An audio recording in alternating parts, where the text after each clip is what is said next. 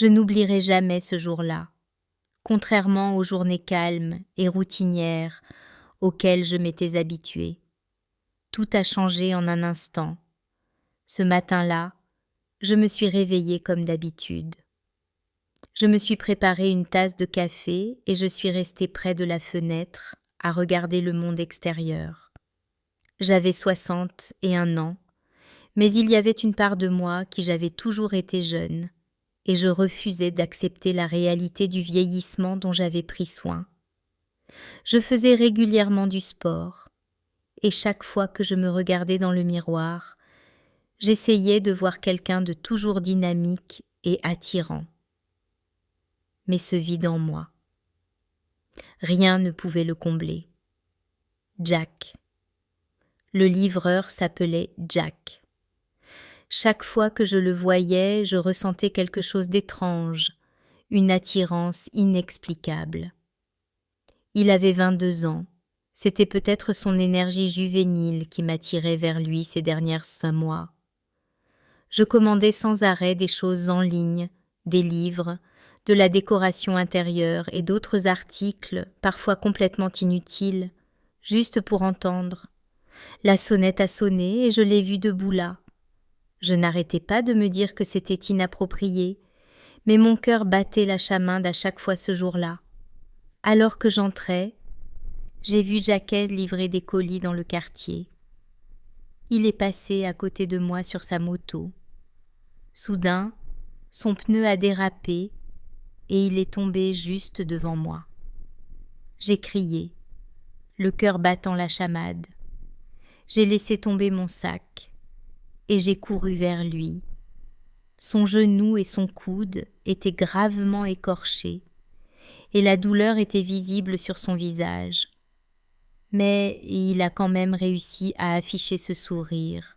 « Judith, je vais bien, ce n'est rien. » Il a dit d'une voix grave. Il tremblait légèrement. « Ne sois pas ridicule. » Et j'ai dit fermement, « Ne me dis pas que tu vas bien. Entre et laisse-moi voir. » Je l'ai aidé à tirer sa moto sur le trottoir.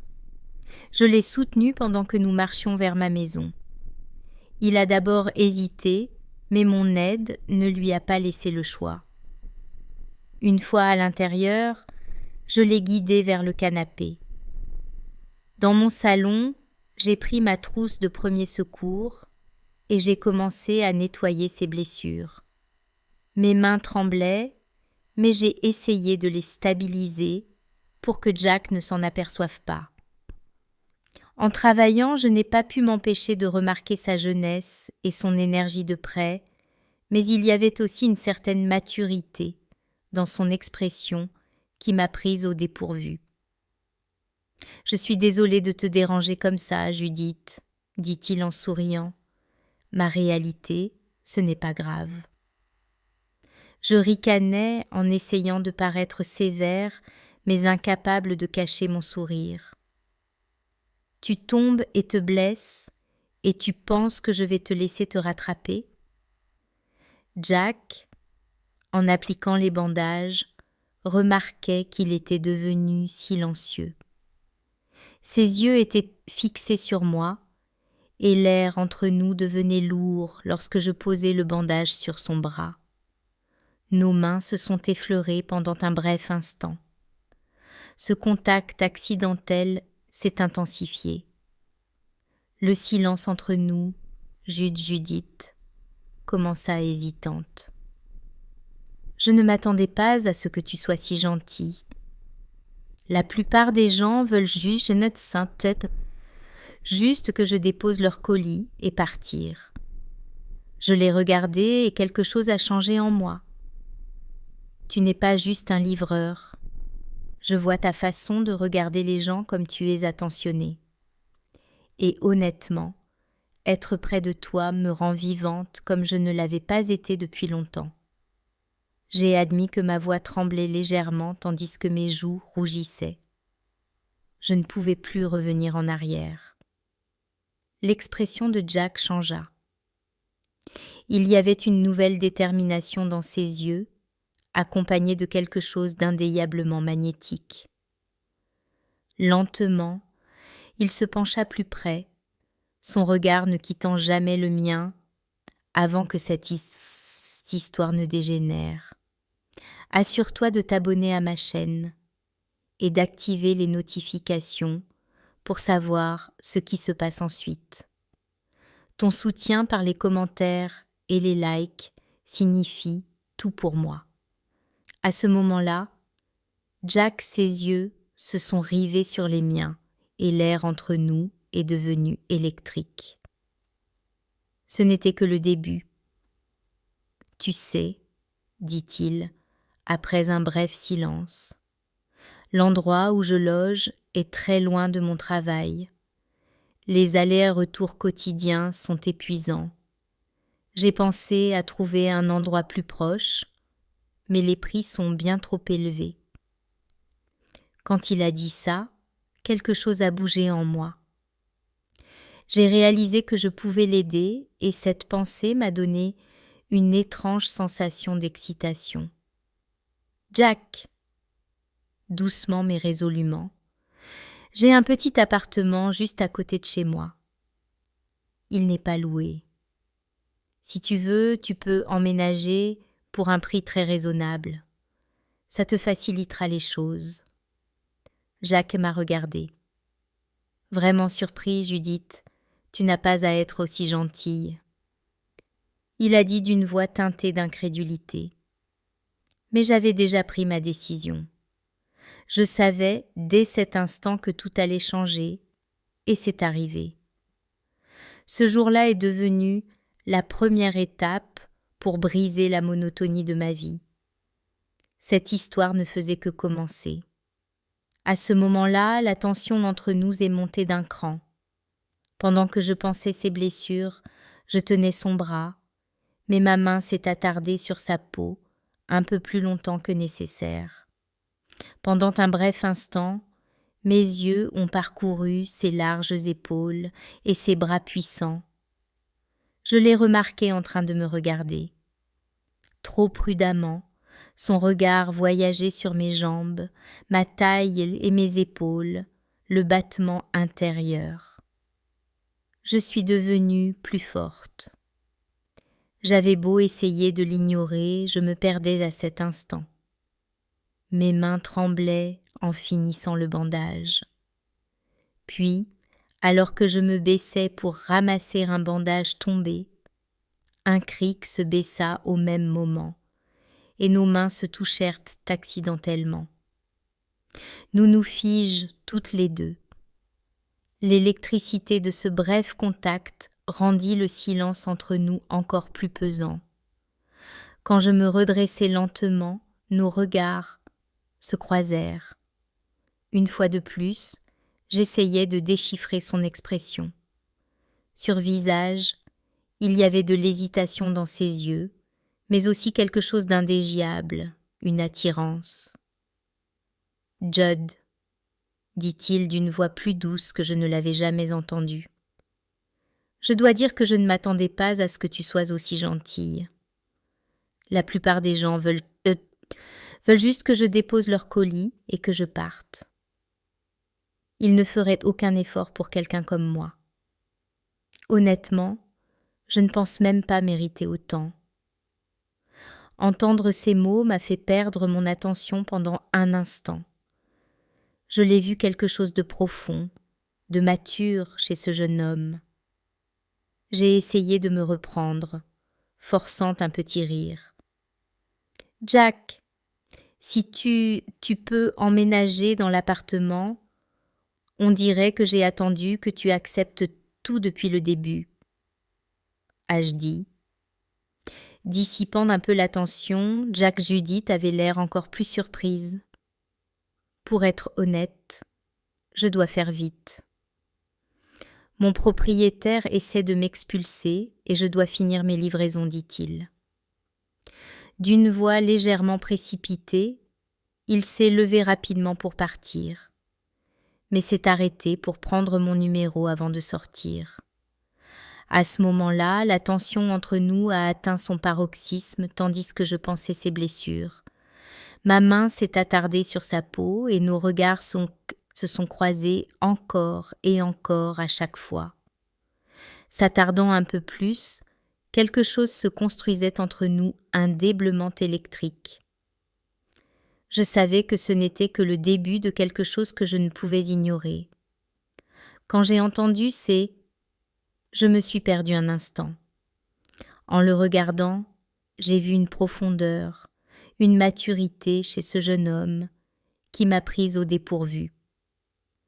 J'ai essayé de me ressaisir en forçant un sourire et en laissant échapper un léger rire. Jack, tu es le bienvenu à éménager dans l'appartement, à côté de chez moi à tout moment. J'ai l'impression que j'attends que tu prennes tout en main, dis-je en relâchant la attention un peu. Jack regarde surpris vraiment pour être honnête. Je dois faire vite. Mon propriétaire essaie de me mettre dehors et je dois encore finir ma livraison, dit-il, d'une voix forte, légèrement pressée. Il se leva rapidement pour partir, mais pas avant d'avoir pris mon numéro. Le lendemain matin, j'ai vu Jack arriver dans un gros camion avec 2 de ses amis. Ils avaient commencé à déménager ses affaires dans l'appartement debout, près de ma fenêtre. Je me suis retrouvée à le regarder porter ses lourdes boîtes avec ses bras forts et muscles bras. Je ne pouvais pas détourner le regard. Quelque chose s'est agité en moi. Je n'avais pas ressenti cela depuis des années. Chaque mouvement qu'il faisait semblait attirer mon attention. Son énergie juvénile, son dynamisme, c'était fascinant. Après un moment, je me suis ressaisie. Je me suis versé du café dans un thermos. Je me suis dirigée vers eux. Vous devez tous être épuisés. J'ai dit avec un sourire, j'aimerais vous inviter à dîner. Asseyons-nous tous et profitons d'un bon repas. Jack et ses amis m'ont remercié, mais Jack a dit « Judd, c'est très gentil à vous, mais mes amis doivent rentrer. » Le chemin du retour est long. J'ai ressenti une petite pointe de déception, mais je l'ai bien cachée quand le soir est venu. Jack est arrivé seul. Le voyant là, j'ai ressenti un mélange de surprise et d'excitation. Je l'ai salué avec un sourire. « Où sont vos amis ?» Il a haussé les épaules et m'a adressé un petit sourire. Ils ont dû partir, ils ne pouvaient pas rester. Je ne voulais pas te laisser seul ce soir, dit-il. En entendant ces mots, une vague de joie m'a traversé tout le reste de la soirée. Pendant le dîner, notre conversation s'est intensifiée et à ce moment-là, j'ai réalisé que ce n'était que le début de quelque chose de nouveau.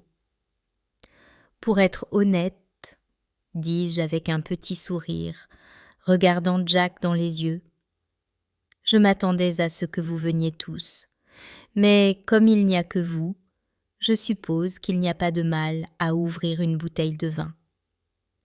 J'apprécie toujours le vin au dîner, Jack. Il me rendit son sourire. Ses yeux se fixèrent sur moi. C'est parfait, le vin et toi. Que demander de plus, dit-il, allumant une petite étincelle en moi. Je suis allée à la cuisine. J'ai pris une bouteille de vin rouge et 2 verres. Je les ai importés à table en ouvrant la bouteille. J'ai essayé de ne pas remarquer la façon dont Jack me regardait, m'observant comme s'il essayait de me comprendre, mais je pouvais voir son regard qui me suivait. Chacun de mes gestes pendant le dîner, avec l'aide d'un peu de vin, notre conversation s'est intensifiée solitude personnelle, dis-je en prenant une gorgée de vin. Parfois, c'est presque insupportable. Ça peut rendre fou. J'aime avoir passé la majeure partie de ma vie à vivre pour les autres et maintenant je réalise combien de temps j'ai perdu.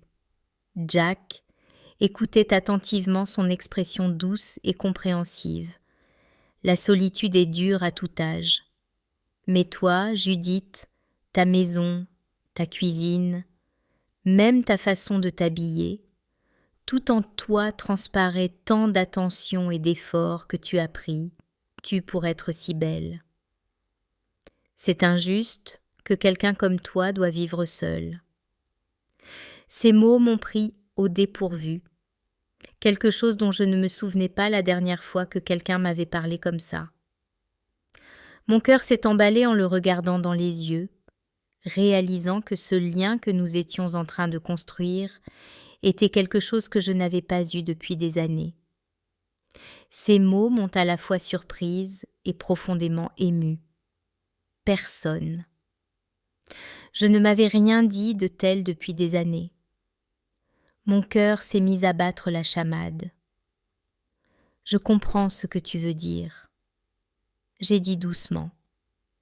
Mais parfois, peu importe tes efforts, personne ne remarque.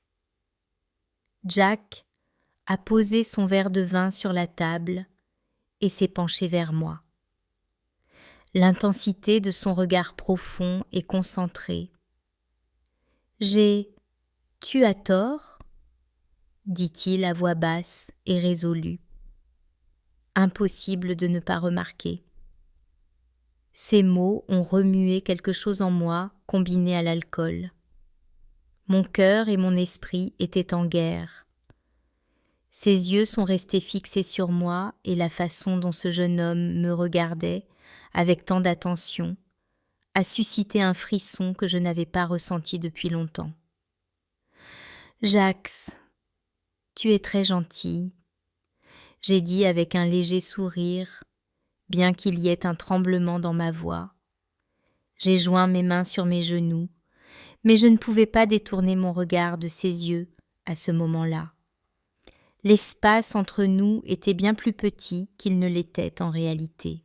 J'aurais dû, honnêtement, dit-il soudain d'une voix plus grave. Quand je suis arrivée ici, j'étais juste en quête d'un nouveau départ. Mais plus je te parle, plus j'ai envie de mieux te connaître. Il y a quelque chose de différent en toi. Judith, c'est comme si tu portais une lumière, quelque chose vivant. Ces mots m'ont laissé stupéfait. Le vin, l'atmosphère, son regard, tout m'a frappé d'un coup. J'ai pris une grande inspiration, mais mon cœur battait si fort qu'il était impossible de me calmer. « Jax » ai-je dit, verrouillant mon regard dans le sien. « Tu as rendu cette nuit si spéciale.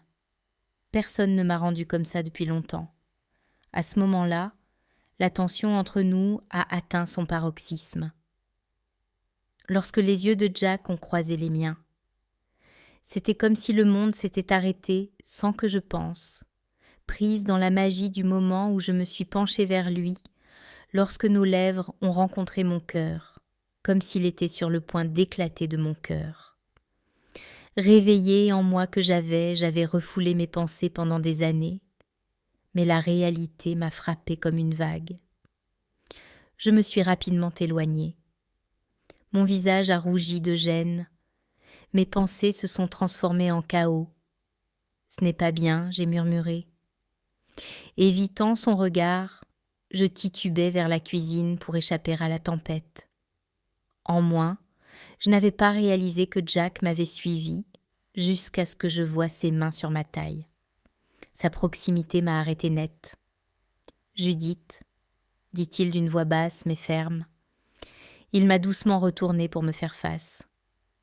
Ses yeux se sont rivés aux miens avant qu'il ne me regarde à nouveau cette fois. Plus profond, plus intense. Je ne pouvais plus respirer. Impossible d'y échapper. Mes mains se sont instinctivement posées sur ses épaules. Ses bras puissants me serraient. Je les serrais fort, comme si nous étions les deux seules personnes au monde. Jack a rompu le contact un instant et m'a regardé dans les yeux. « Judith, veux-tu vraiment ça ?» Il murmura sa détermination et sa voix se dénoua complètement. J'acquais légèrement. ma voix à peine au-dessus d'un murmura « Oui », tandis que sa main se déplaçait. Doucement, le long de mon dos, il me guida vers la chambre. Mon cœur battait la chamade à chaque pas. Mon impatience grandit. Une fois dans la chambre, je me suis assise au bord du lit et Jack resta devant moi un instant. Ses yeux me parcoururent du regard et je remarquai la chaleur de son regard. Je levai les mains sur mes épaules, glissant. Les fines bretelles de ma robe, le long du tissu, glissa sur mes pieds et me trompa. L'admiration et le désir que je ressentais s'emmahèrent. Jack ne pouvait qu'alimenter mon moi. Pour lui, ce moment était différent de tout ce que j'avais osé imaginer depuis des années. Il ne me restait plus qu'à m'abandonner complètement au flot de la nuit avant de m'allonger sur le lit. J'ai attrapé dans le miroir de l'autre côté de la pièce. J'avais l'air mature et séduisant à cet instant. Jack posa doucement ses mains sur mes épaules. Il me fit m'allonger sur le lit tandis qu'il planait au-dessus de moi. Ses yeux se fixaient, les miens, ses mains posées l'un sur ma taille. Bougeant lentement à cet instant, je quelque chose que je n'avais pas vu depuis si longtemps, quelque chose qui m'avait profondément manqué. Il ne me fallut pas longtemps pour réagir et je laissai échapper un son qui me surprit, même moi. Je ne savais pas où placer mes mains. C'était comme si je n'arrivais pas à suivre ce que j'étais. Tout était si beau et ça m'avait tellement manqué. Les émotions qui me submergeaient étaient submergentes par l'intensité pure de tout cela. J'ai fermé les yeux, me laissant perdre dans l'instant. Quand j'ai ouvert les yeux pour regarder Jack, je l'ai vu rouge et essoufflé. Cette vue m'a excitée encore plus. Je n'ai pas pu m'en empêcher. Mais murmure suppliant que cela se reproduise. Jax, reprenant son souffle, répondit « Je le veux plus que toi. » Ce jour-là, il m'a rendue plus heureuse que je ne l'avais été depuis des années. Il avait l'air si à l'aise. Allongé à côté de moi, sa respiration se calma. Enfin, je baissai les yeux vers le sol. À côté du lit, je vis les vêtements éparpillés et je souris. Cela m'avait tellement manqué. Le souffle de Jack effleura mon cou. Le silence entre nous n'était rempli que par le bruit de notre respiration après tout ce qui venait de se passer. Un calme paisible. Pourtant je ne pouvais. Yuck.